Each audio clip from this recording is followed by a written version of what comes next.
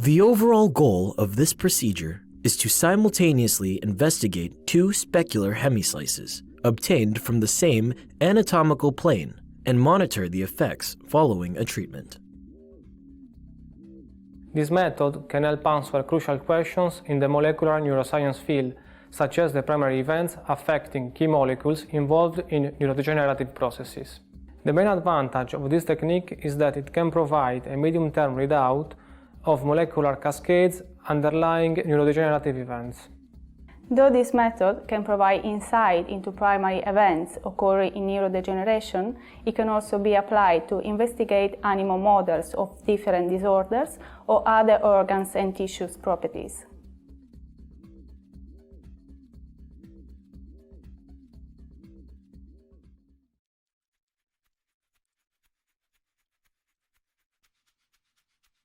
Begin with preparing two different artificial cerebrospinal fluids, one used for the brain slicing and the other for the incubation step.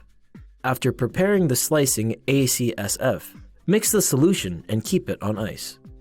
Similarly, prepare the recording ACSF but keep it at room temperature.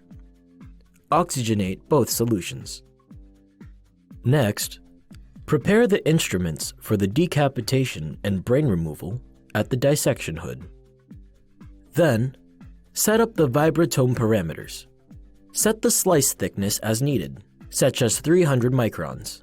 Set the frequency at 7 and the speed at 6. Then, insert the vibratome chamber and surround it with ice. For the brain sectioning, open the carbogen valve to oxygenate the slicing.